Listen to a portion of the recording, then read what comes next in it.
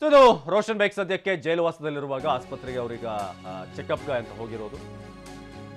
So ಇನ್ನು ಪರಪ್ಪನಗರ central ಜೈಲಿನಲ್ಲಿರುವಂತಹ Roshan Baig ಹೇಗಾದ್ರೂ ಮಾಡಿ ಬೇಲ್ ಕೊಡಿಸಿ ಅಂತ ತಿಳಿಸ್ತಿದ್ದಾರೆ ಅಂತ. ನಾಳೆ ರೋಷನ್ ಬೇಗ್ ಜಾಮೀನು ಅರ್ಜಿ ವಿಚಾರಣೆ ಹಿನ್ನೆಲೆ ನಾಳೆ ಜಾಮೀನು ಅರ್ಜಿ ವಿಚಾರಣೆಗೆ ಬರುತ್ತೆ. ನಿನ್ನೆ 2 ಬಾರಿ ತಮ್ಮ ವಕೀಲರ ಜೊತೆ ಬೇಗ್ ಅವರು ಮಾತುಕತೆ ನಡೆಸಿದ್ದಾರೆ.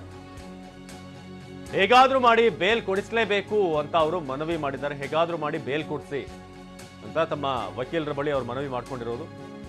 ಜೈಲಿನಲ್ಲಿರುವಂತಹ ಫೋನ್ನಿಂದ ಕರೆ ಮಾಡಿ ವಕೀಲರ ಜೊತೆ ರೋಷನ್ ಬೇಗ್ ಚರ್ಚೆ ನಡೆಸಿದ್ದಾರೆ. ಹೇಗಾದ್ರೂ ಮಾಡಿ ಬೇಲ್ ಕೊಡಿಸಿ. IMA ಕೇಸ್ನಲ್ಲಿ ಸದ್ಯಕ್ಕೆ ಬಂದಿಯಾಗಿರುವಂತಹ ರೋಷನ್ ಬೇಗ್ ಈಗ ಬೇಲ್ಗಾಗಿ ಸಾಕಷ್ಟು ಪ್ರಯತ್ನ ಮಾಡ್ತಿದ್ದಾರೆ. ಅಜಯ್ ಬಗ್ಗೆ ಹೆಚ್ಚಿನ ಮಾಹಿತಿಯನ್ನು ಕೊಡ್ತಾರೆ. ಅಜಯ್, ಇದೀಗ ರೋಷನ್ ಬೇಗ್ ಅವರು ಪರಪ್ಪನ ಅಗ್ರಹಾರದಲ್ಲಿರೋದು. ಒಂದ್ ಕಡೆ ಅವರ ಆರೋಗ್ಯದಲ್ಲಿ ಒಂದಷ್ಟು ಸಮಸ್ಯೆ ಆಗಿದೆ ಅನ್ನೋದು ಕೂಡ ಕಂಡು ಬರ್ತಾ ಇದೆ. ಅದೇ ರೀತಿಯಾಗಿ ಈ ಬೇಲ್ ವಿಚಾರವಾಗಿ ಸದ್ಯಕ್ಕೆ ಏನ್ ಪರಿಸ್ಥಿತಿ ಇದೆ ಅಜಯ್? ಹೌದು ಅವಿನಾಶ್, ಏನಂತಂದ್ರೆ ಮೊದಲನೇ ದಿನದಿಂದಲೂ ಕೂಡ ಇವರು ಬೇಲಿಗೆ ಅರ್ಜಿಯನ್ನ ಹಾಕಿದ್ರು. ಆದ್ರೆ ಅದು ನಿರಾಕರಣೆ ಆಗಿತ್ತು. ಅಂದ್ರೆ ಜೈಲಿನಲ್ಲಿ ಹೇಗಪ್ಪ ಈಗ ಕಾಲ ಕಳೆಯೋದು ಅಂತ ಹೇಳಿ ರೋಷನ್ ಬೇಗು ಪ್ರತಿಯೊಂದು ಕ್ಷಣ ಕೂಡ ಕಳೀತಿರ ಅಂತಾನೆ ಹೇಳ್ಬೋದು.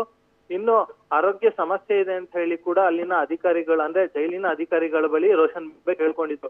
ಹೀಗಾಗಿ ಪ್ರತಿದಿನ 2 ಬಾರಿ ಅವರಿಗೆ ಪರೀಕ್ಷೆಯನ್ನ ಮಾಡ್ಲಾಗ್ತಾ ಇತ್ತು. ನಿನ್ನೆ ಕೂಡ ಇವತ್ತಿಗೆ ಈಗ ಬೇಲ್ ಅರ್ಜಿಯನ್ನ ಮುಂದೂಡಿರುವಂತಹ ಕೋರ್ಟ್.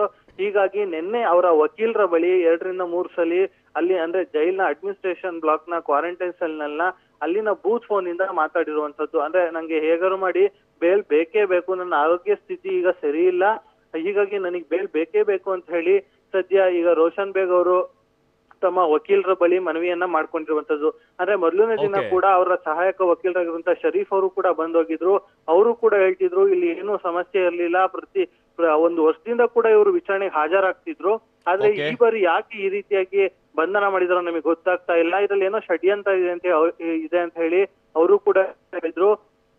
ಇದರಿಂದಾಗಿ ಇವತ್ತು ಕೂಡ ಬೇಲ್ ಅರ್ಜಿ ಇರೋದ್ರಿಂದ ಸಾಕಷ್ಟು ಟೆನ್ಷನ್ ಅಲ್ಲಿ ಇದ್ದಾರೆ ಅಂತಾನೆ ಹೇಳ್ಬೋದು ಅವಿನಾಶ್. ಧನ್ಯವಾದ ಅಜಯ್.